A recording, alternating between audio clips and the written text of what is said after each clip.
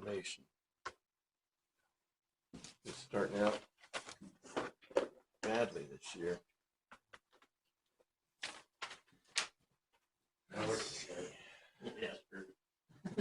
Thanks for waiting. Just for you.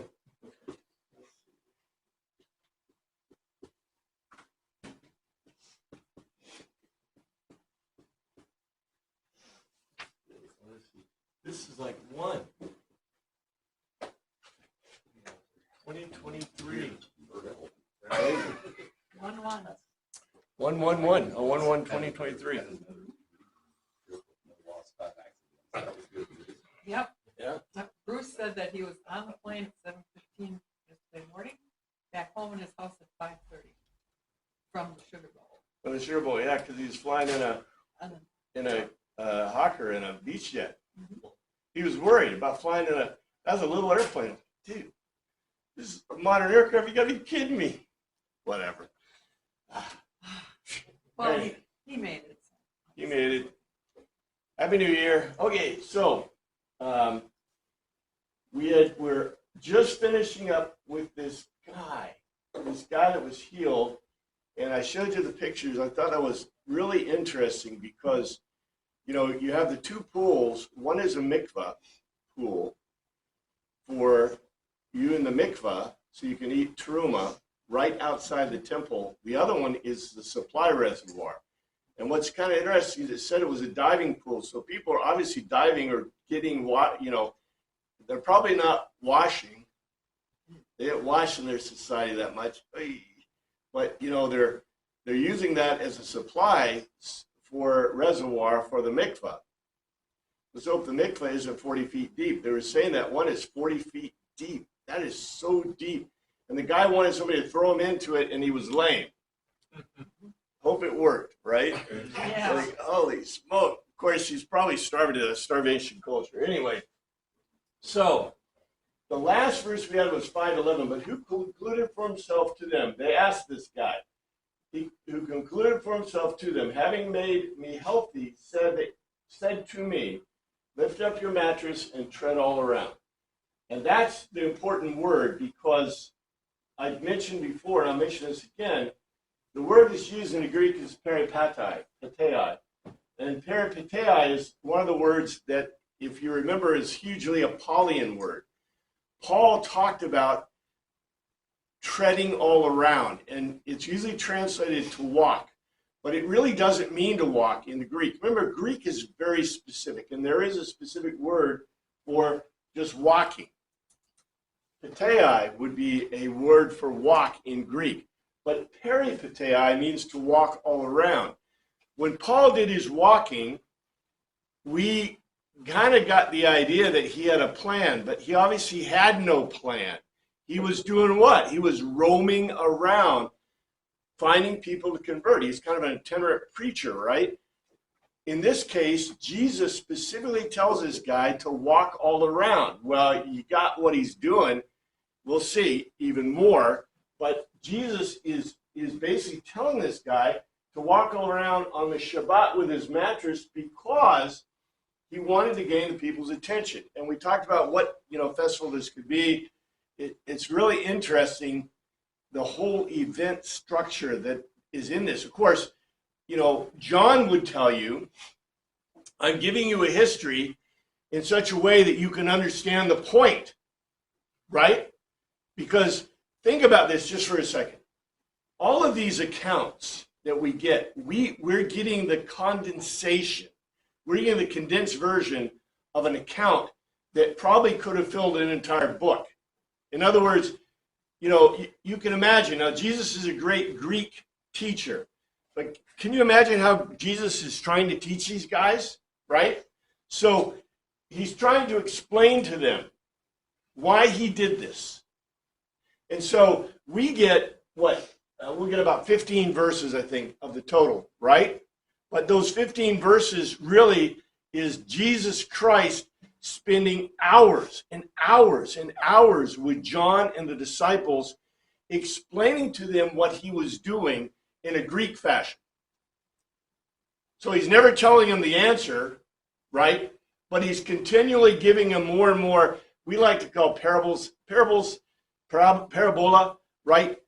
He's giving them near throws. He's giving them a logical argument that eventually, we hope, gets into their brains. And we knew it did. Eventually it did. They caught the clue. They're willing to die for Jesus eventually, right? So obviously they caught the clue. But Jesus, being a great Greek thinker, is using this method. Now, you might ask yourself, wow, this is a really erudite way to approach people and teach them. We also know that Jesus did give conclusions. As we're going to see some that are very interesting in just a moment. But the next verse says, so they asked him, who is this fellow who told you to pick up and walk? That's the NIV. The King James says, and they asked him, what man is that which said to thee, take up thy bed and walk? If you pick up some things from the King James, which is really interesting, you notice they didn't say, saith. Should be saith unto thee. They use the thee term, which is a, what do you call it, the familiar term, but in the King James it doesn't say saith, which you'd expect with the familiar term. Anyway, this is getting really deep into the language and what the King James authors thought. In any case, in the Greek it says, eroteson, they interrogated. They interrogated. That's almost a new word. We've seen this word before. Certainly, accordingly, him, who which what why is the man face, the human, the man, he even said to you, lift up and peripato, you tread all around. Accordingly, they interrogated him. Who is the man? He having said to you, lift up and tread all around. So it's interesting, he doesn't repeat bed, it just says lift up and tread all on. The reason is they were more interested, I don't know if you remember, I gave you an extended explanation about Ruth. If you remember way back in Ruth, there's those Hebrew words that mean to actually have an empty hand and have a full hand, have a hand with something in it. And so the Hebrew is really interested. If you have an empty hand on the Shabbat, you're good, right? On the other hand, if you have a full hand on the Shabbat, you've lifted up, you've broken the law. So it's very interesting that they're more interested in not what he's carrying or the weight of what he's carrying or anything, but rather that he has a full hand. It's very Hebraic. The man who was healed had no idea who it was, for Jesus had slipped away into the crowd that was there. The Greek is very interesting on this. Of course, the Greek always seems interesting because our translators always make it simple for us, right? And he that was healed wist not who it was, for Jesus had conveyed himself away, a multitude being in that place. This is interesting. We see a kind of a difference between the NIV and the King James. The Greek says, thee but Ephaeus, he having been cured, hook nor not, idei, he saw with physical eyes who it is, the assigning a reason Jesus, exinusin, had slipped off, oklo, of a throng, ontos, of the being, in to a spot. I know it's a little bit hard to understand, but here it is in English, or English straight out, being corrected for everything. But he, having been cured, did not see with physical eyes who it is.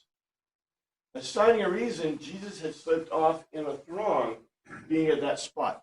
Now, you might say, well, he saw Jesus, right? This word, he did not see with physical eyes who it is.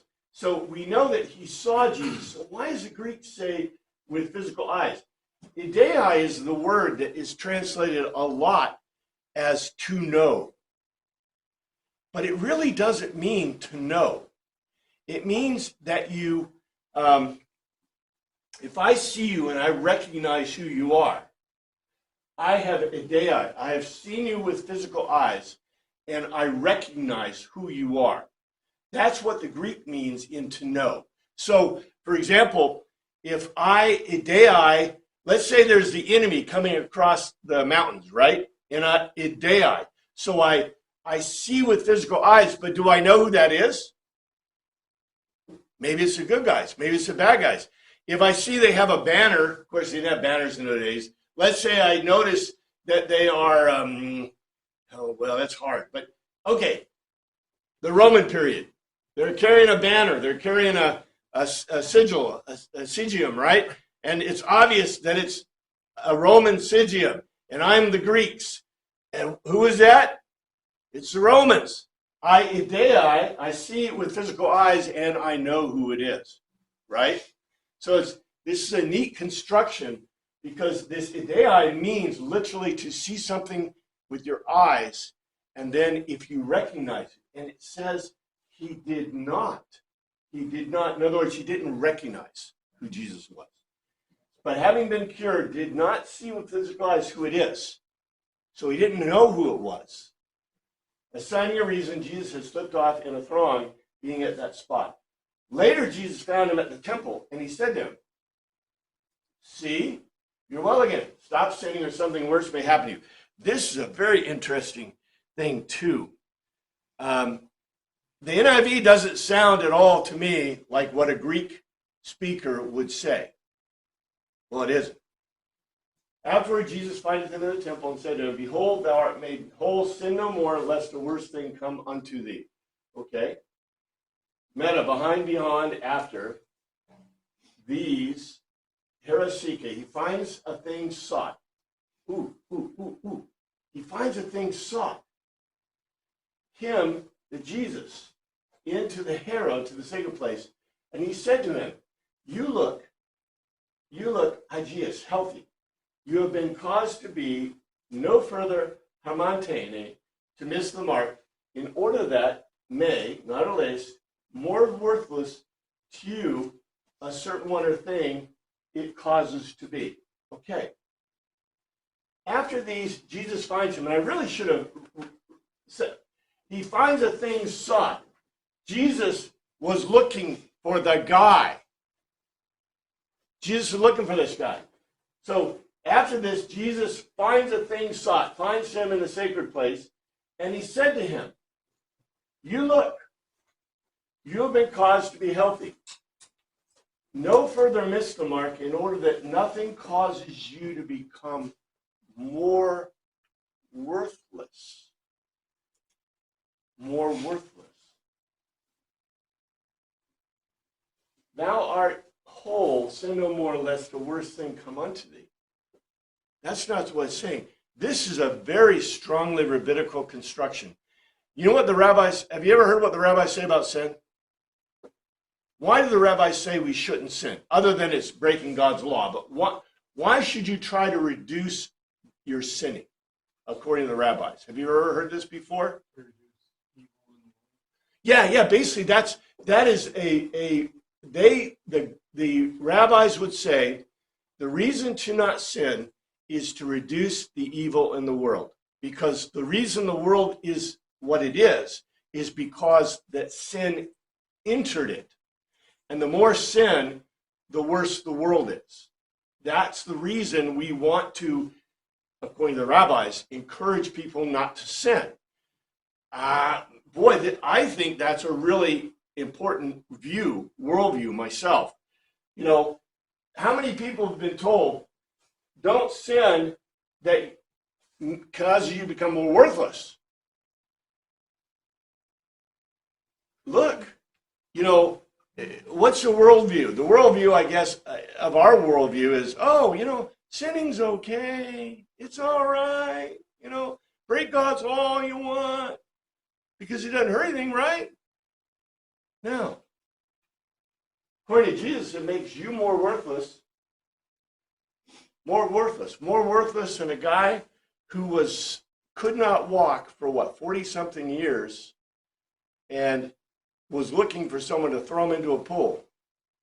Probably would have ended his life. But Jesus healed this guy, and he's walking around. And Jesus finds him in the temple. Why was he in the temple? Jesus was looking for him, Did he, you know, now, thinking like a Hebrew in that era, what was he supposed to do after you're healed? You're supposed to do the sacrifices, right? The proper sacrifices. In one case, I think it's Matthew, Jesus actually told the guy to go and do the sacrifices. I think he healed a leper, right? And he said, go and offer the proper sacrifices. So, you know, was this guy, was it for being healed or was he for another reason? Jesus sought this guy out. You know, it was all part of Jesus' plan. This is obvious. What John is expressing to us, okay, you know, for some reason, and I don't know why we've got this worldview, we've got this view about the Gospels. Number one, I can't stand calling them, I myself do it occasionally, I can't stand calling them stories. Stories are fiction, right? It's an account. It's a historical account. John is giving us an historical account. And what John is telling us very succinctly is that this wasn't happenstance. It's obvious that Jesus caused this to be. You know, it goes back to the thing, you know, the blind guy, right? I think that's later in John, where they said, did this man sin or did his parents? And Jesus makes the comment that the reason for this man's blindness was to show basically the Messiah to the world, or show God's graciousness in the world. It was planned. It was planned, you could say, from the beginning. I'm not going to go so far as to say that, because I think not that things happen in happenstance. God uses what he's got. Right? I'm not a Calvinist in it anyway. Because otherwise it would be fake. And No. we're not fated. We're not fated. Yes. That is the most, if you were to take anything away from the New Testament, that is the most important thing in the New Testament. The Greeks got it, and the Greeks loved it, because they believed they were fated. All the world, everyone believed they were fated, and you will see that in almost every culture until Christianity. Christianity came and said, no, you are not fated. As a matter of fact, if you think about it, all that science stuff that came out, why did all that science stuff come from the Greeks? The Greeks were transitioning from a mysterion, really not to Gnosticism. Gnosticism was caused by Christianity, but Christianity gave the push. But the Greeks were already thinking, if you're not fated and things aren't fated, therefore you can control the world? Yeah. And by the way, don't we remember from the Torah? The Torah told us that we were supposed to go into the world, reproduce, take control of it. Does that sound like fate? It sounds like to me God is giving you a plan, right? It's self-determination. And he's saying, go do this. So, you know, like I said before, you know, somebody in this generation, maybe Gen Z, after reading some of the stuff about Gen Z, I'm not so sure. So make sure Gen Z you're pushing. But Gen Z, you know, hopefully there's not all of them are sitting home playing video games on the government largesse, but apparently a lot are. But, you know, the problem with Gen Z is there may be a Billy Graham or a Finney in Gen Z, right? There may be a lot. And God may be tugging on them, but guess what? If they don't accept miss the mark, right? If they don't accept the mark, if they miss the mark, there won't be. You see what I'm saying? Every generation, I think God calls people to do things that are for greatness. But if you don't accept the call, it ain't going to happen. And, you know, you can say, well, there is no fate. God gives opportunities. And if you don't take advantage of them, well, that's where you are, right? Jesus sought him out. It's part of his plan. Was the man involved in something not proper or right? Why this specific warning? The Greek is very straightforward about not focusing life on the wrong things. The response to the man then turning to Jesus, the evidence of miss the mark. Let's see what it says next. The man went away. This is your question. The man went away and told the Jewish leaders that it was Jesus who made him well. Now, this is interesting in itself.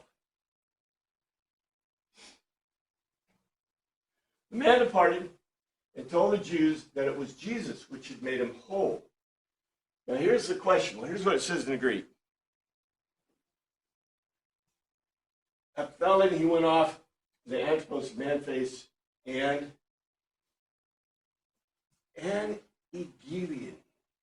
He announced. He didn't think about it and make up his mind. He announced to the Judeans belonging to Judea that or because Jesus, he is, the having done him healthy. The man went off and announced up to the Judeans that Jesus is, and I left this in on purpose, he is made him healthy. This is not an English construction. This is a pure Greek construction, anglicized. But I wanted to emphasize it because we would just say, Jesus made him healthy, right? But the Greek specifies, he is. Jesus is made him healthy. It's an identity for him. Now, was the man not hitting the mark by telling the Judeans it was Jesus? Was he hitting the mark by confessing that it was Jesus? You see what the conundrum here is, right? I think the Greeks would see this.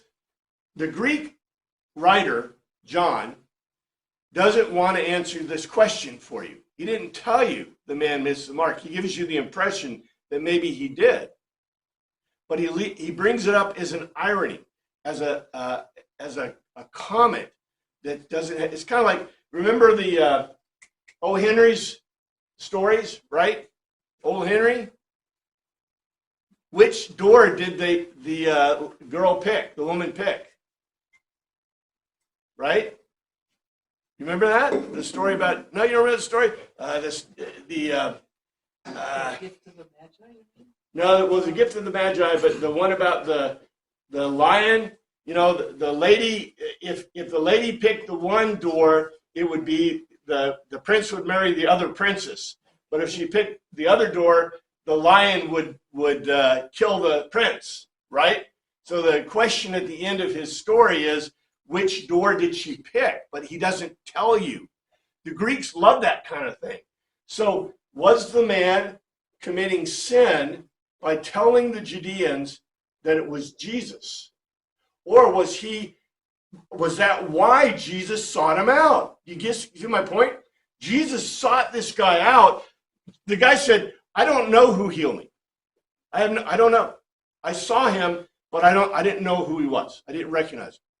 So Jesus seeks him out, and obviously Jesus did what? Told him who he was. Yeah, and now the guy knows. And Jesus told him, don't continue to miss the mark, don't make yourself more worthless. So I think the obvious answer to this is that he became less worthless by doing what? Confessing Jesus. But I'm saying this is a Greek irony. This is an irony. This is what we see throughout the Gospels. It's stronger than in some Gospels than others. John can't help but slip it in. It's like, here, let me give you this one, right? And this is an evidence of the creativity and the power, I think, of the Greek itself. Now, I'm going to tell you that I think it's kind of obvious to me that was part of Jesus' plan, right? The whole point is that this is Jesus' plan. He wants to continue. So let's see what it says. Remember, this is not a new section. So because Jesus was doing these things on the Shabbat, the Jewish leaders began to persecute him. Because Jesus sought this guy out and told him who he was, that led directly to persecution. So let's see what it says in the Greek, because the Greek will always clear the way for us. Therefore did the Jews persecute him, Jesus, and sought to slay him because he had done these things on the Shabbat. And Diathru toto odoikin. They were pursuing the Judeans, Jesus. That or because these, epoie, he was making or doing in Sabbato, on the seventh day of the week, Sabbath.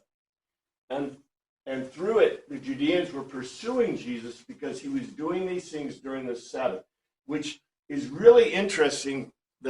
Both King James and the NIV, Jesus was doing these things on Shabbat. The Jewish leaders began to persecute him, which is true.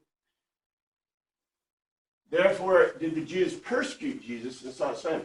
The word, though, used here is edoikon. They were pursuing him. Pursuing. So the answer to the question is they weren't persecuting. Well, pursuing can be read as persecuting, but remember, it's Greek, right? It's very concrete. So what impression do you get from this word, pursuing? Try to find him. Trying to figure him out, trying to find him. I mean, it's a very different word than persecuting, right? Now, one man's persecution is another man's comedy act. Well, really? Okay, so if you gather a crowd that's jeering at you and you blow them away with your articulation, your jokes, or whatever you have, your show, then what did you just do? You change the world. On the other hand, if they are jeering at you or pursuing you or whatever, and you can't hold up to it, then that's it.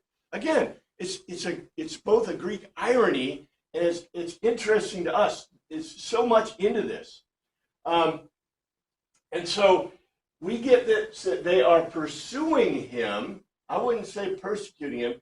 They're pursuing him. And so guess what we're going to get? Guess what the rest of this is about? How they are pursuing him. So it says, in his defense, Jesus said to them, my Father is always... Now, you notice, this suddenly, this cut out a lot, and suddenly we have what? The Judeans, the leaders, are speaking directly to Jesus. And there's no transition. Because there is no transition. Now, how did this happen? Think about this. Jesus pursues the guy, finds him in the temple, talks to him, tells him he's Jesus. Okay, our idea is, here's the Jewish leaders up in some house, I don't know, on vacation to St. Croix, whatever, right? Here's the Jewish leaders out someplace else, and Jesus is at the temple with this guy. Well, what if the Jewish leaders are right across the courtyard? And so Jesus meets the guy and says, hey, I'm Jesus. I'm the guy who healed you. And the guy goes, okay, wait here. He goes over to the Jewish leaders and said, that's the Jesus guy. That's the guy who healed me I was telling you about. And what do the Jewish leaders do? They pursue Jesus to go right up to him. I mean, our idea, we live in big cities. Wichita is a tiny city. To get across Wichita is 30 minutes, right? Ever lived in Seattle? To get from one side of Seattle to the other is like 2 hours on the freeway at full speed. You know, it's huge.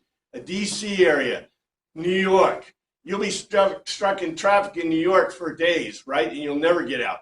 I mean, there are cities that are huge, gigantic. And so our idea of space is gigantic. You can walk from one end of Jerusalem and the other in like an hour, right? It's tiny compared to this. And the temple's right there. All the guys are right there. Everything's right there. Well, Lionel, isn't this still during this festival or whatever? Yeah. So wouldn't the temple be like wall-to-wall people? See, in my mind, I always envision this big open thing, and there aren't hardly any people around. Yeah. But that may be how they pursued him, is because they had to make it through the crowd to get over to where he was, or, you know, who knows? But I just, it's a different visual image that I'm getting with this. Well, Jesus sought this guy out. Now, you'll know who this guy is because he's still carrying his mattress. It doesn't tell us, but the impression I got, okay, the guy who healed me told me to carry this mattress around. and I'm carrying it around, and I'm at the temple, right? Okay. I mean, I'm just saying, maybe this guy is so obvious because he's got a mattress and Jesus can find him pretty easy, or maybe not. I don't know. I think it's kind of interesting. But Well, this mattress ought to be his only earthly possession. Would you I'm not leaving it, right? say? Really? It's all you got. And probably was given by the charity of the holy mothers of God there in Jerusalem. Oh no, that's we got to wait another 1,000 years for that. Anyway, but you notice we get the Judeans are pursuing Jesus, and the next thing we got is Jesus talking to the pursuing Judeans. I think that's really interesting because we don't take it that way at all, right? We just kind of, this is a new break, and there is no break. In his defense, Jesus said, "My Father is always at his work to this very day, and I too am working." Ooh. Okay, there's much more in this. Jesus answered, "My Father worketh hitherto, and I work." Okay, a lot tighter. That's what the Greek says. The by Jesus, ap korindeto. He concluded for himself. That's the word that answered. They keep saying answered, but it means he concluded for himself. He thought about it. To them, the Father of me, Hoios, until just now, he is toiling, and I am toiling. But Jesus concluded for himself to them, my Father until just now is toiling, and I am toiling. Now, what does this mean? Ever hear of the 8th day of creation?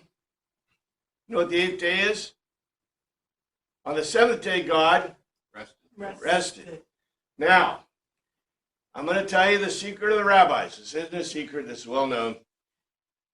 The rabbis concluded that God was resting and not working, and God would start working again in the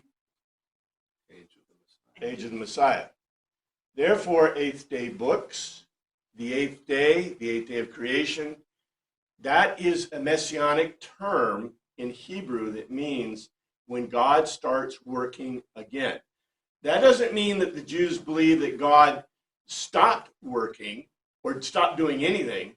It means that who was in control of the world? Basically, humanity and Satan. As a matter of fact, Jesus acknowledges more than once in the New Testament that Satan is in charge of the world, the gay, right? The whole thing. That's who's in charge. And guess who's helping? I always contend to you, there's Satan, but who's more dangerous than Satan? Humanity's more dangerous than Satan. Humanity's where all the bad stuff comes from. That's where sin came from. That's where everything bad comes from. So humanity is in charge. And how well is that working? Not too well, right? Matter of fact, the first time God said to Noah, man, this ain't working at all. I'm going to start over. Okay, let's figure this out. Let's reset button. Yeah. And he said, God didn't make a mistake. He just said, I got rid of some of that mess, but I still got it. We're going to work out something else, right? That was the promise. The promise we had from the beginning was always the Messiah. But obviously, let's hope we don't get to a Noah age again, right? Next time I think it's fire. But anyway, this is a direct announcement of the age of the Messiah. In Jewish thought, the rabbinical thought, when it talks about when God is working, the Jews would have never said God is working. God is toiling. Because who's supposed to be toiling for God? The priests, the rabbis, the people. They're the ones that are doing the work, right? Because what did God do in natural law? I didn't remember way back in the Torah. God told them to go into the world, reproduce, make it, build it, all that stuff, right? And so that's what they are doing. They are doing God's work on the earth. Suddenly you get this Jesus guy, and the Jesus guy says, my Father just now is toiling. In other words, what did the Father just do? He healed the guy, right? Just now he's toiling. And I am toiling. What did he just say? I am God. I'm God. Oh man, now you're in trouble. Okay, they're pursuing him. He's saying this stuff. Okay, you notice, to us, this is a cloaked answer. This is a logos without a telos. He didn't tell you. You know, if he was going to tell you in English, then Jesus would have said, look, I'm God. I'm working with God. I'm working for God. We're all together in this, right? And we would have all gone, oh, cool. He didn't. He said, he gave them a clue that there's only one logos. There's only one telos to this logos. If God is toiling, that means it's the age of the Messiah in Jewish thought. If God is toiling and did what? Just healed this guy? 40 years something? He had been lame? That means that Jesus is claiming to be God. And if you notice this, he didn't use, he is toiling. He doesn't use, this is, kego is and ego. And ego. And I. So it's using a direct identity first person form in that. It doesn't give an am, we don't have an imi, but we have an ego. Kego is like English. You know how we have contractions in English? I will, I'll, you know, it's similar to that in Greek. For this reason, they tried all the more to kill him. Not only was he breaking the Sabbath, but he was even calling God his own father, making himself equal with God. Okay, they got it. What did John just give you? Well, we'll see in the Greek, but this is in English is a trick in writing, where you put the words of your conclusion in the mouths of your characters. And so they got it. They figured it out. Therefore, the Jews sought the more to kill him because not only had he broken the Shabbat, but he said that God was his father, making himself equal with God. Via through toto, and certainly accordingly, malon, more rather, as ton, they were seeking him, the Jews belonging to Judea, to kill outright, that because monon, merely, Ellen, he was loosing the Sabbatim, a 7th day of the week, other things contrawise, and a father, Ideon, own Elega. He was making a logical argument. The Theon, a god, the god, similar to himself, he making or doing to a god. And the reason I put it, remember, the Greek we have is minuscules, or they are the big ones, minuscules and caps, anyway, capitals or minuscules. Greek does not have caps. If they wanted to indicate this, theon, they get rid of the EO. It'd be THN with dashes, right? That would indicate God.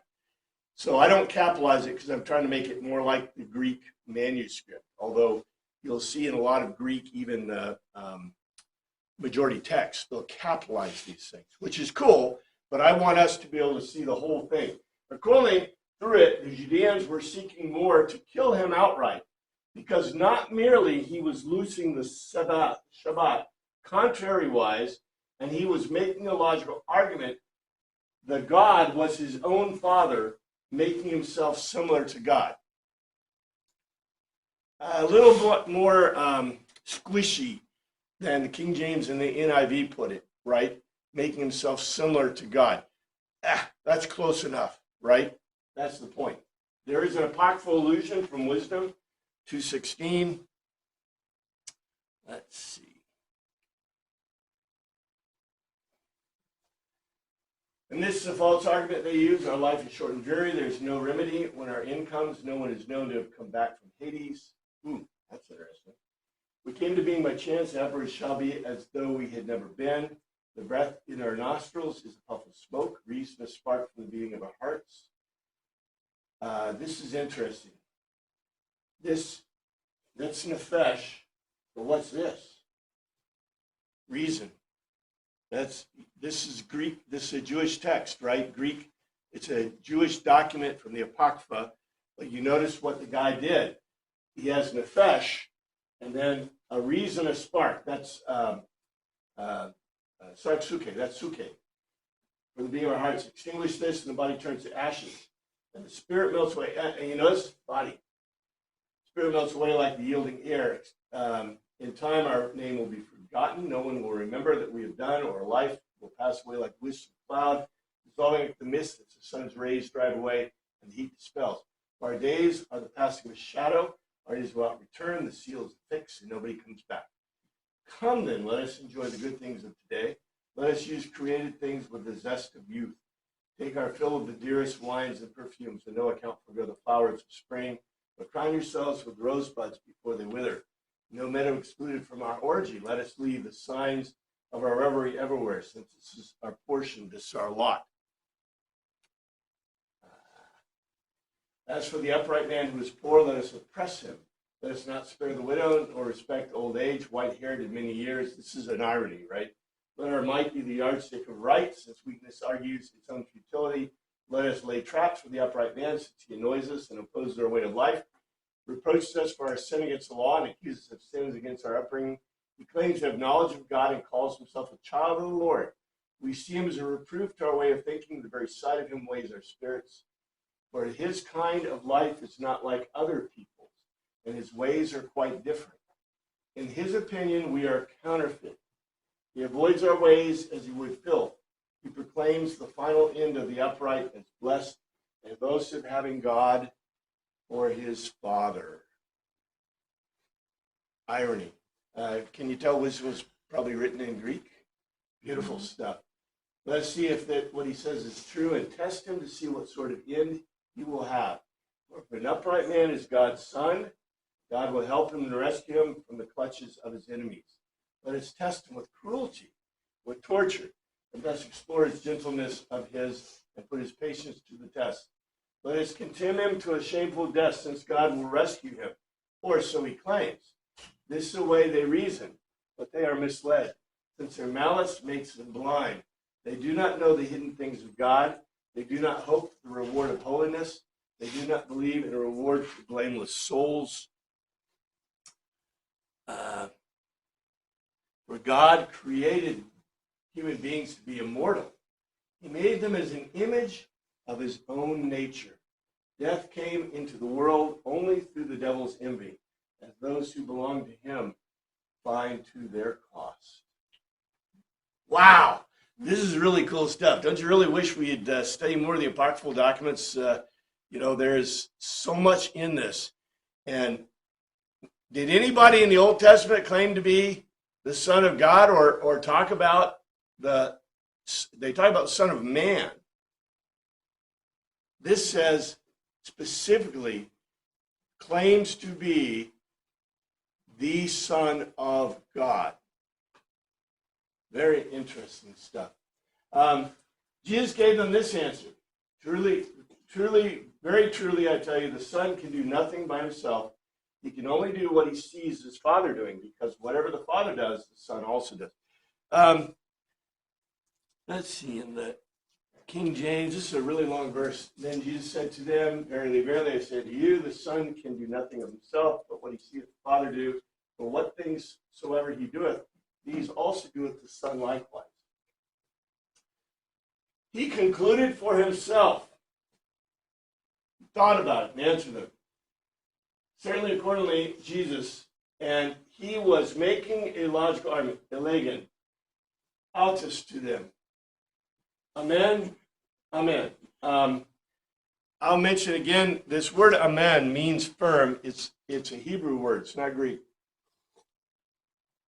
It's interesting we find it. Jesus uses this a lot. And when he says this, it's meant to be taken as a specific, concrete word of truth, so to speak. In other words, this is flat out. But you notice what he says. Amen, amen. I make a logical argument to you. In other words, this is not meant to be taken, it is a declaration, but it's supposed to be a declaration in reason, right?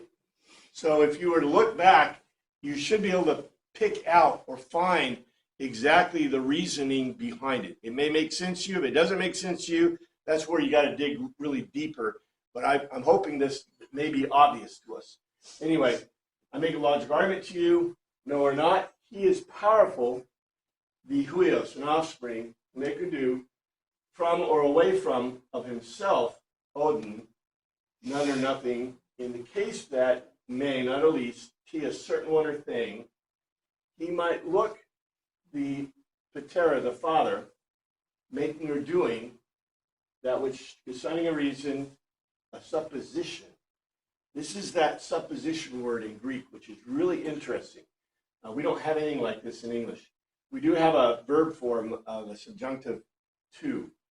Ikos, that one thing he makes or does, these, and the huios, the offspring, homeos, similarly, he makes or does. Accordingly, Jesus concluded for himself, and he was making a logical argument to them. Amen, amen. I make a logical argument to you. Let's repeat it. The offspring is not powerful, able or possible to do from himself nothing. Now, I want to point out, remember, in English, if we had two negatives, we would say that's a positive. But that's not how Greek or most other languages work. If you say no, not, nothing, not, then you are saying really no, right? And we see this really cool form in the Greek of ukme. Ukme. No, not. No, not. And here we see a similar kind of thing. It says, not powerful to do from himself nothing. In other words, can't ever do it by himself. Okay? It's not except a certain thing he might look at the Father doing. Now this is a beautiful, okay. Think about this for a second. We'll come back to it. Assigning a reason, a supposition, these which one someone the Father does, and the offspring similarly does. What did he just say? What did he just call himself again? Son of God. Well, he said he's God, not just the Son of God. He says, I'm God, because he says the offspring can never, ever, ever do anything by himself. Not except a certain thing he might look at the Father doing. In other words, what did he just say?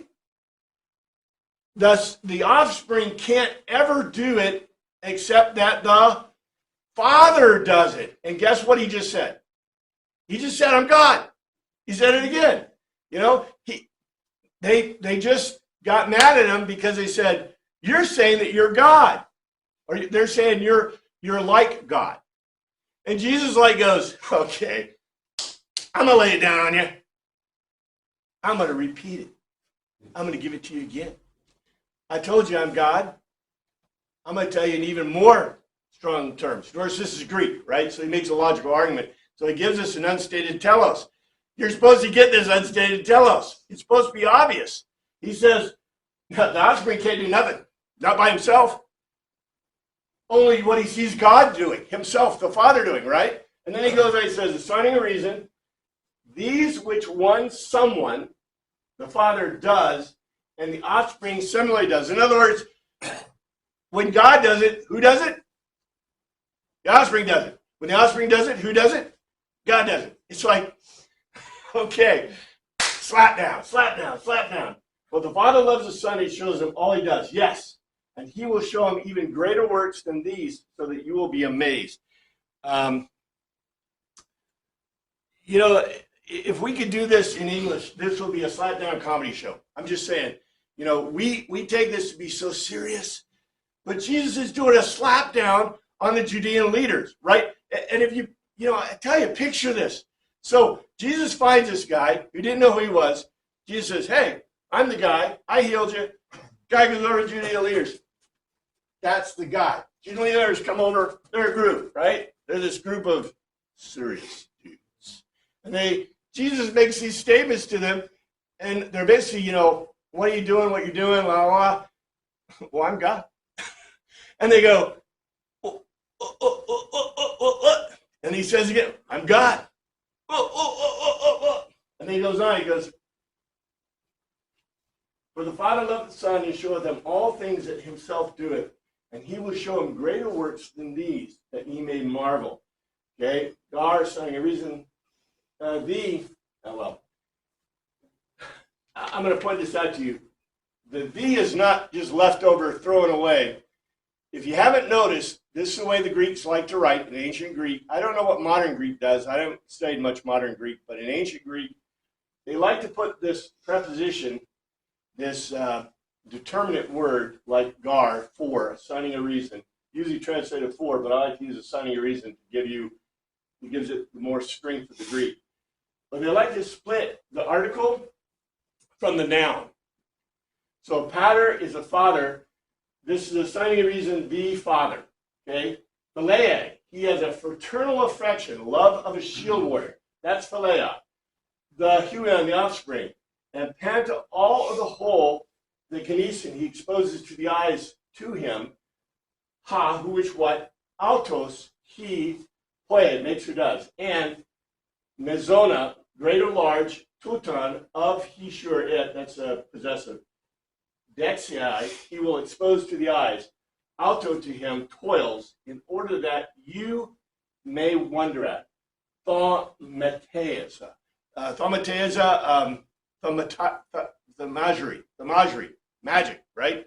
The metagri. Not necessarily meaning magic per se, that's the word we use, but from the Greek, it means to be amazed, wonder at a miracle. So assigning a reason, the Father has fraternal affection, love of a shield warrior for the offspring. And he exposes everything to his eyes, which he does. And his greater toils he will expose to his eyes in order that you may wonder at it. There is a lot in this little sentence. Okay, Jesus just told them that the offspring, the Son, and God are the same. Not only that, look what he just told them. The Father has a fraternal affection, the love of a shield warrior. He didn't use the word agape. What would agape presume? The love of the gods. The Son is inferior. Yeah, exactly. If you use the term agape, the Son is inferior. There are a lot of other love words that he could use, but the one that he uses most specifically, John puts in here, and Jesus apparently uses, is phileia, fraternal affection. In other words, he is what with God? He just, what he just did is he did a triple slam down. 1, 2, 3, bang! Because he just told them, look, dudes, not only is the Son the same as God, I'll give you another picture to look at. He has fraternal affection, the love of a shield warrior. Now, they say all the time about Jesus being on God's right hand. Remember, I told you, in most cases, it doesn't say that at all. When it says that Jesus is seated, it doesn't say on his right hand. It says he's seated in the same throne with him. Sometimes it says on his right. Okay, where do you put your main guy? And why? The warrior to your right protects your right side because that's where you're holding your sword. That's right. And So that's your right side is indefensible without the warrior next to you. your shield brother. That's your shield brother. Okay, all you Anglo-Saxon guys, most guys are Anglo-Saxon gals too. You're all Anglo-Saxons. Well, maybe you got some Greek in you. I don't know. We're all mixed mutts in America, right? So, but if you have any Anglo-Saxon backgrounds, and what's those Lutherans or what? Germanic. That's Anglo-Saxon. The Anglo-Saxon shield warrior The Germans had a similar idea. The Beta shield warrior, your shield warrior, your buddy, your companion. Would you go anywhere without your shield warrior? No way. That's like the guy. And we saw It's like Maverick and Goose. it's like Maverick. Perfect. Even better than Maverick and Goose because he's not behind him. He's equal to him, right? You're real though. Have somebody on your radar. Or help work in your radar. That's a good idea. You know how hard radars were to work back in those days? Oh man, those navigators. I think they were navigation gods. I'm not kidding with the small G, of course, but they could look at a radar screen, and they'd say, I'd be flying middle of the night, training mission. We'd be going someplace, and I'd say, okay, where's the landing zone? Right there. Huh? What? It's there? I said, yeah, I see that little kind of light mark there that's kind of on the screen, and there's a building right over here. Man, I can't see nothing in that. It's in the middle of the night, they got the radar turned up, and you're like, I can't see any of that. Maybe they could have a reflector. Sometimes they have reflectors on the end of the runways, so you get a radar reflector. Oh, yeah, I see that little radar reflector there. Now, I could see half the stuff that they were watching. They were looking at all this stuff. It's like amazing. Yeah, but your shield warrior should be the person that's guarding your right side. They have a shield. That's the picture that of course, Jesus and God, right? The real picture we get is they are together, the same. But yet, the picture that Jesus gives you, cultural picture, that we miss completely, because look what they did. They translated, the Father loveth the Son. Does he love him like pizza? Does he love him like your pet? Love him like your child? The Greeks have words for that, No. He loves him like a shield warrior. He's the same, fraternal affection. He exposes everything to his eyes, which he does.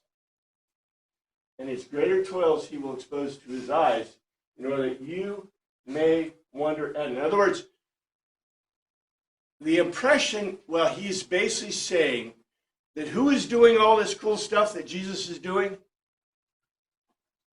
God's doing it. And the greater toils he will expose to his eyes.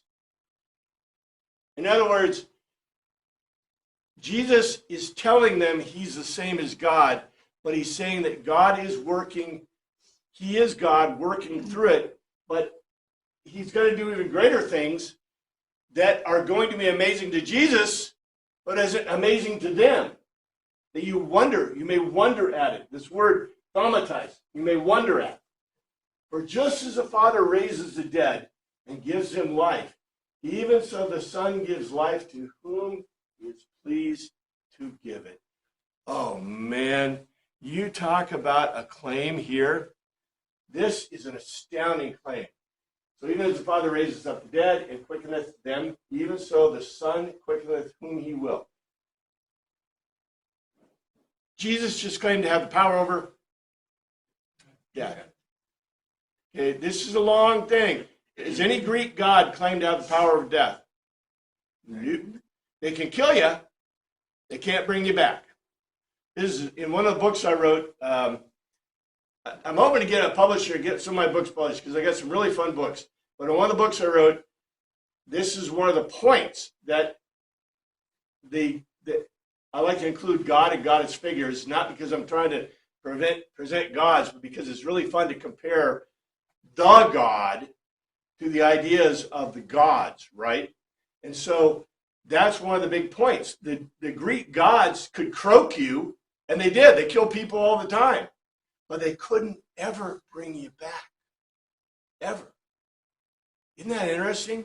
But yet Jesus here makes a claim that the Greek gods could never make. As a matter of fact, did you guys know that one of the Greek gods died? Which god died? Did anybody know? Pan. Pan is supposed to have died, been killed or died. Who knows? Maybe in a Dionysian orgy where he drank too much and died of alcohol poisoning. It's never clear, but the great god Pan died. according to Greek thought, Greek theory, Greek myth. This is really interesting, though, because we live these words, right? Just as Gar, Sayarizan, the father, he Giriai, he stands up in the marketplace, the necros, the dead, and Tupoi, to makes them or does life. In this manner, and the huios and offspring, hos, to whom he wills or desires, thelei, he wills or desires to make or do life. All right. Anybody see this as a foreshadowing? This is a beautiful foreshadowing. But not only that, Jesus is claiming to have the same power as God, and he's saying that this God has the power over death, which no God, I don't think there's any God in I can't think of any God in antiquity that claims to have power over death. You guys remember Osiris, right? Osiris is still dead. You know he's still dead? He's missing a part. He's missing the part, the most important part, according to the Greek or to the Egyptians. And he can't find his part, and nobody can find his part for him. And until they find his part, he is not going to be alive. So none of the Greek or the Egyptian gods had power over death. None of the Greek gods had power over death. None of the Roman gods had power over death. But right now, where we're going to stop today, Jesus claims to have power over death. Like I said, this foreshadowing. Thank you, Father, for your word. I pray you look after us this week. In your name we pray. Happy New Year, everyone.